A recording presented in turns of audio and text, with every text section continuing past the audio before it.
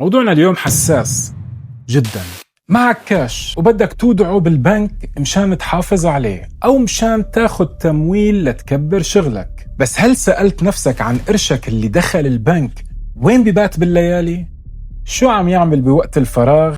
هل عم يبني مدرسة ولا عم بيمول مصنع سلاح؟ هل عم يحمي الكوكب ولا عم يحفر حفرة للأزمة العالمية القادمة؟ العالم اليوم واصل لمرحلة من التخمة بالديون الوهمية، والكل عم بيدور على مخرج. المخرج قدامهم ولكنه مرفوض. اليوم رح نفكك مع بعض شيء بيشغل عقول كبار خبراء الاقتصاد في العالم، المصرفية الإيجابية اللي طالعة جديد لعلاقتها العميقة بالاقتصاد الإسلامي. ورح نرجع بالتاريخ 4000 سنة لورا لنعرف مين أول من ورط البشرية بفخ الربا وصناعة الديون.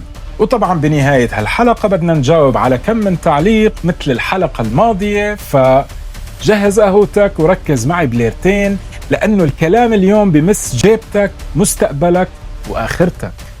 نزل الشارع.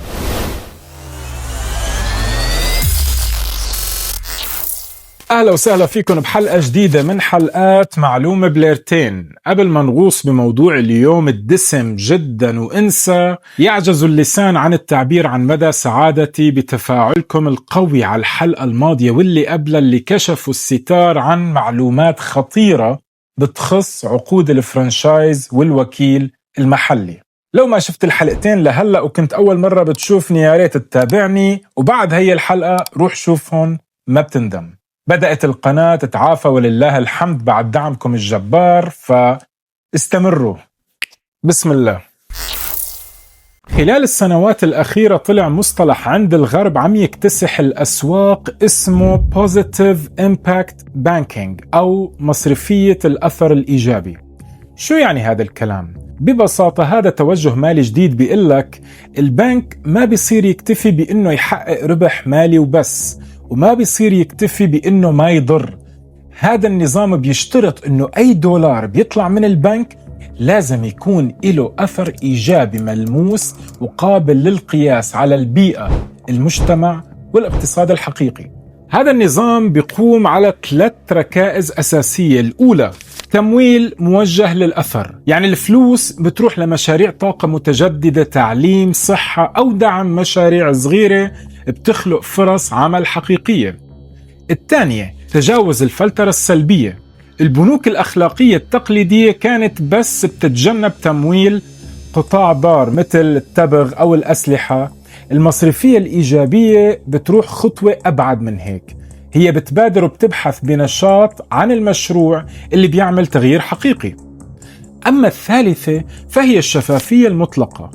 البنك ملزم يقدم للمودعين تقارير دورية دقيقة بالرقم، فلوسكم قللت كم طن كربون ووفرت كم فرصة عمل مثلا.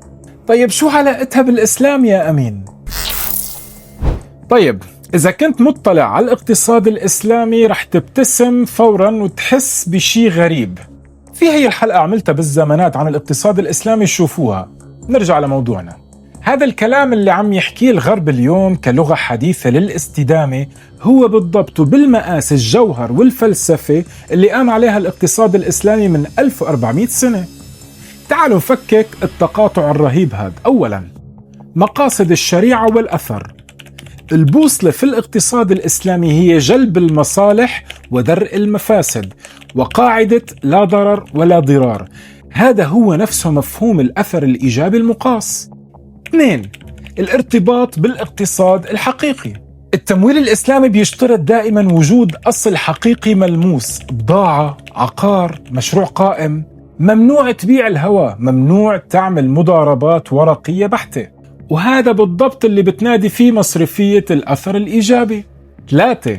الفلترة الأخلاقية، منع تمويل القمار والخمور والممارسات الاحتكارية المؤذية للمجتمع. وحسب مفهومهم فهن بيمتنعوا عن تمويل المشاريع اللي بتدمر البيئة وبتنتهك حقوق العمال. ولكن وين نقطة الاختلاف الجوهرية؟ الاختلاف بيكمن في الهندسة المالية والآلية. المصرفية الإيجابية العالمية بتشتغل جوا النظام التقليدي، يعني بالآلية ما جابوا شيء جديد، يعني عادي بيعطوا قروض بفائدة طالما المشروع مفيد بيئيا. بالمقابل الاقتصاد الإسلامي بيرفض قطعا الفائدة اللي هي الربا تماما من جذورها، وبيستبدلها بصيغ وعقود شرعية للمشاركة في الربح والخسارة مثل المرابحة والمضاربة والمشاركة. الاقتصاد الإسلامي بيمتلك الهيكل والأدوات البديلة لمنع الأزمات، بينما المصرفية الإيجابية طورت مؤشرات قياس دقيقة جدا للأثر، يعني ممكن يستشعروا بالمصيبة بس هن ماشيين بنفس السيستم اللي عم يعمل المصيبة. خلونا نكون منصفين وعمليين وبدون انحياز. لو حطينا النظامين بميزان الجدوى الاقتصادية مين الأفضل؟ المصرفية التقليدية هي ملك المرونة والسرعة. البنوك الحالية نظام مبني على فكرة إنه المال سلعة بحد ذاته وبتقدر تبيعه وتأجره عبر الفائدة. قوته بإنه العالم كله مبرمج عليه، سريع جدا بكبسة زر وعنده أدوات تحوط معقدة. بس نقطة ضعفه القاتلة هو نظام قائم على تضخيم الديون الوهمية والرافعة المالية، نظام بيفصل حركة المال عن حركة الإنتاج الحقيقي، فبينتج عنه فقاعات وأزمات مالية دورية تدميرية. بالمقابل المصرفية الإسلامية هي صمام أمان الاقتصاد الحقيقي. الفلوس ما بتولد فلوس لحالها، لازم تدخل بمخاطرة وترتبط بإنتاج حقيقي. قوتها بأنها محصنة جدا ضد الانهيارات النقدية المصطنعة، لكن تحدياتها إنه إجراءاتها أطول، تكلفتها التشغيلية أعلى بسبب تعقيد العقود، وللأمانة بعض البنوك الإسلامية اليوم بتوقع بفخ الهندسة العكسية، يعني بتحاول تقلد المنتج التقليدي في البنوك وبتغلفه بغلاف شرعي بس مشان تنافس بالسوق، وهالشي بيبعدها أحيانا عن جوهر الفلسفة الإسلامية وبيدخلها بالشبهات والتحريم الشرعي. هلا مشان نفهم هذا الكلام على أرض الواقع لازم نرجع لسنة 2008، الأزمة المالية العالمية الهائلة. هل تأثرت البنوك الإسلامية وقتها؟ الجواب نعم تأثرت، بس السيناريو اللي صار كان غريب عجيب ومر بمرحلتين متناقضتين تماما. المرحلة الأولى 2007 ل 2008 الحصانة التامة، لما كانت عمالقة البنوك الغربية مثل ليمان براذرز عم بتصفي وبتنهار، كانت البنوك الإسلامية بألف خير، لأنه الأزمة بدأت من قروض عقارية سامة ومضاربات ومشتقات مالية وهمية، أصول ما إلها وجود. وبما أنه الشريعة بتحرم بيع الديون والغرر والمضاربة الوهمية، البنوك الإسلامية ما كانت بتملك قرش واحد فيها الأصول السامة الوهمية. وقتها العالم كله ذهل، وصندوق النقد الدولي أشاد بمتانة هذا النظام. ولكن المرحلة الثانية من 2009 ل 2010 كانت الارتداد الحقيقي. المبدأ اللي حمل البنوك الإسلامية بالمرحلة الأولى بسبب ارتباطها بأصول حقيقية هو نفسه اللي خلاها تتأثر بالمرحلة الثانية. خليني أعطيكم هذا المثال الغريب مشان بسط لكم الصورة. تخيل كاسينو بحارة، إقمار ومراهنات، وفجأة انحرق هذا الكاسينو بسبب ديون ومقامرات وهمية. البنوك التقليدية كانت جوا الكاسينو عم بتضارب، فاحترقت فورا بالضربة الأولى. أما البنوك الإسلامية كانت قاعدة برا الكاسينو فنجت تماما من الحريق المالي. بس لما انحرق الكاسينو أفلسوا الناس اللي بالحارة كلها، ودخل البلد بركود اقتصادي. الناس بطل معها كاش، حركة البيع والشراء وقفت، وأسعار البيوت والمحلات في الشارع صارت بالأراضي. وبما أنه البنوك الإسلامية بتملك وبتمول هذا الشارع والمحلات والبيوت على أرض الواقع اللي هو اقتصاد حقيقي، أصابها شرار الأزمة بسبب الركود العام وهبوط الأسعار، وليس بسبب الاستثمارات السامة الوهمية. في كتير آيات بالقرآن عن التحذير من الربا، ولكن هي الآية مرعبة، بأشعر بدني كلمة بسمعها. قال تعالى: يا أيها الذين آمنوا اتقوا الله وذروا ما بقي من الربا إن كنتم مؤمنين فإن لم تفعلوا فأذنوا بحرب من الله ورسوله وإن تبتم فلكم رؤوس أموالكم لا تظلمون ولا تظلمون. كتير من علماء الاقتصاد والمفسرين المعاصرين بيشوفوا أنه الأزمات الاقتصادية الطاحنة اللي عم تعصف بالبشرية هي أحد أوضح التجليات العملية والحديثة لهي الحرب اللي توعد فيها رب العالمين. الحرب في السنن الكونية مو شرط تكون جيوش، ممكن تكون على شكل انهيار هيكلي ذاتي للنظام المالي نفسه، عقابا على مخالفة الفطرة الاقتصادية. النظام الربوي مصمم رياضيا وهندسيا ليدمر نفسه، لأنه بيبني جبال من الديون من لا شيء، ولما تنفجر الفقاعة النتائج بتطابق نتائج الحروب العسكرية بالضبط: تدمير مدخرات وشقى عمر الناس برمشة عين، نشر الخوف والفقر، انعدام الأمان، تفكيك المجتمعات، وارتفاع معدلات الجريمة والبطالة. النظام الربوي بيعيش البشر في وهم ورخاء مؤقت، والنهاية الحتمية هي الانهيار والدخول في دوامة حرب ونكد مالي لا ينتهي. ركزوا معي شوي هون لأنه رح تتمخولوا. تقدر قيمة كل الذهب المستخرج في تاريخ البشرية من أيام سيدنا آدم عليه الصلاة والسلام إلى الآن بنحو 15 إلى 18 تريليون دولار. لو حبينا نقارنه بالدين العام في أمريكا اللي تجاوز 34 تريليون دولار حنفوت بالحيط. يدوب قيمة الذهب تغطي نصف دين أمريكا. طب خلينا ناخد ديون الدول كلها واللي تقدر تقريبا بقيمة تتجاوز 300 تريليون دولار، تتجاوز قيمة الذهب بنحو 20 ضعف. هالمصيبة سببها النظام المالي العالمي منذ تحرره من قاعدة الذهب عام 1971 وتحوله إلى ماكينة لطباعة الديون التي لا يمكن سدادها. وهالشي بيخلي الذهب هو الملاذ الوحيد الصادق اللي بيكشف تهاوي العملات الورقية وهشاشة اقتصاد بني بالكامل على فوائد تراكمية لا تقابلها أصول مادية. طب مين أساس هالمصايب؟ مين اللي أسس كل هالنظام؟ دايما بنسمع أنه اليهود هن أول من أوجدوا نظام البنوك الربوية. هل هذا الكلام دقيق علميا وتاريخيا؟ الجواب المفاجئ انه لا، مو اليهود اللي بدأوها ولا هن اول من اسس البنوك الحديثة. بعرفك زعلان، بس هلا مو هن اللي اسسوها، بس هن عملوا شيء. الربا كممارسة هو سلوك بشري قديم جدا، ظهر في الحضارة السومرية والبابلية في العراق القديم قبل حوالي 4000 سنة، وقبل الأديان الإبراهيمية أصلا. معابد بابل كانت تشتغل كبنوك بدائية. قانون حمورابي الشهير سنة 1750 قبل الميلاد وضع نصوص صريحة لتنظيم أسعار الفائدة على الفضة والشعير. طيب، وبنوك العصر الحديث؟ النظام البنكي التجاري بمفهومه الحديث، ودائع، شيكات، كمبيالات، احتياطي جزئي، تأسس بإيطاليا خلال عصر النهضة في القرن الرابع عشر والخامس عشر ميلادي، والمؤسسون الحقيقيون كانوا تجار وصيارفة مسيحيين كاثوليك، وأشهرهم عائلة ميديتشي في فلورنسا اللي طورت أنظمة المحاسبة والكمبيالات للالتفاف على حظر الكنيسة للربا في ذاك الوقت. طب من وين اجت السمعة والربط باليهود؟ القصة كلها تعود للعصور الوسطى في أوروبا.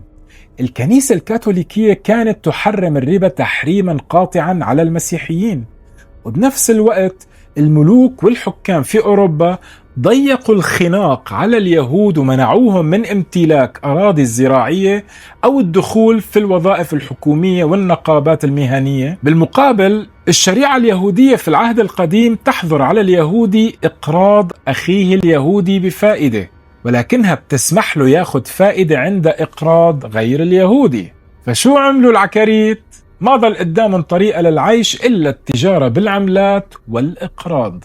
وبما أنه المجتمع المسيحي والملوك آنذاك كانوا بحاجة ماسة لتمويل حروبهم ومشاريعهم وممنوعين من الربا، تحول اليهود بطلب من الملوك أنفسهم إلى المقرضين المعتمدين في أوروبا، وصار هذا الربط الذهني عبر التاريخ.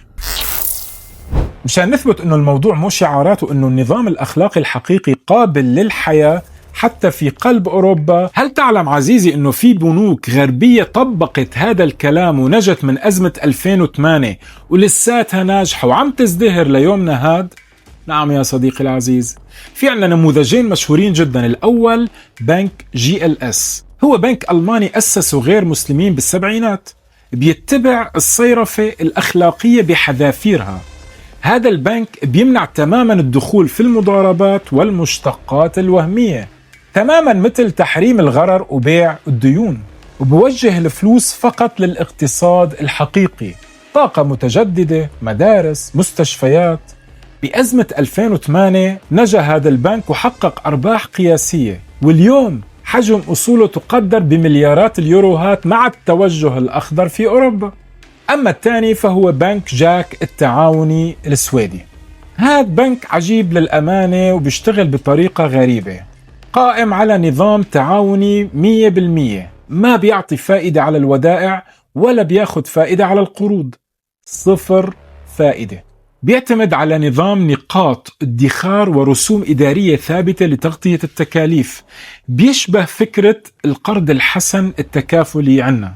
صمد ب 2008 ولساته شغال ومستمر، وبشكل نموذج صارخ بيمشي عكس التيار الربوي العالمي. الخلاصة اللي بنطلع فيها اليوم واضحة: النظام المالي المبني على الديون الوهمية والربا مو قضاء وقدر لا يمكن تغييره، هو نظام مبني على فقاعة وبيحمل بذور فنائه داخل تصميمه. العالم اليوم لما بيلف وبيدور وبيرجع بيخترع المصرفية الإيجابية ومعايير الاستدامة، ولما بنشوف بنوك في ألمانيا والسويد عم تنجح بإلغاء الفائدة والمضاربات، هن عم يعترفوا ضمنيا بأنه القوانين الفطرية والاقتصادية الحقيقية اللي وضعها رب العالمين هي طوق النجاة الوحيد للبشرية. المال وسيلة لتعمير الأرض، مو أداة لاستعباد البشر بالديون. طيب، وهلأ وصلنا لفترة الردود على التعليقات. يسعد لي قلبكم، يعني التعليقات كانت والله ما بعرف شو بدي أقولكم، بس شكرا يعني شكرا من القلب، و يعني فرحتوني فوق تعبي، إنه خلص حسيت حالي الحمد لله. ناخد أول تعليق، وبصراحة بسبب هذا التعليق صرت بدي خفف من حدة اللي هو الرد على التعليقات السلبية. شكرا أخي مهند الرفاعي. بس صراحة الحلقة الماضية ما كان فيها كتير تعليقات سلبية، بجوز بسبب طريقتي الجارحة اللي كانت بالردود على التعليقات، فخافوا ينوبهم من الطيب نصيب، فرح نضل على تأهب. وشكرا على النصيحة يا غالي. هلأ بيجينا أول تعليق. هلأ لسه كنا عم نحكي ما في سلبيات، المونتاج ضعيف وغير احترافي. طب هذا الموجود شو أعمل لك يا صديقي؟ لكن تقديم رائع وتحضير. هذا وجعه وداويه.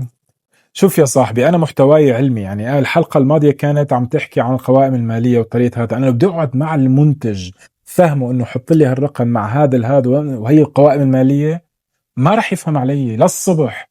فاختصارا أنا عملتها، حتى لو كان في ضعف بالمونتاج معلش طولوا بالكم علي لنلاقي حل لهالقصة. عندنا تعليق من عزام العوض، حبيب قلبي. عزام العوض صانع محتوى سوداني مقيم في قطر، بيحكي بالشأن السوداني. أحسنت، حلقة مفيدة جدا، خصوصا أنه أغلبنا سواء.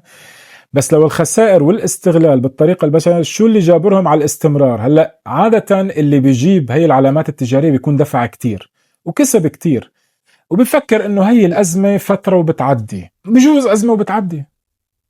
يعني الموضوع انه بيقول لك خلص ما بدي اضيع الاستثمار اللي علي وعشاء خير يعني. ما بعرف شو بدي اقول لك. طيب، هل صحيح انه في اجندات انه الشركات الام تدعم لتقليل خسائر؟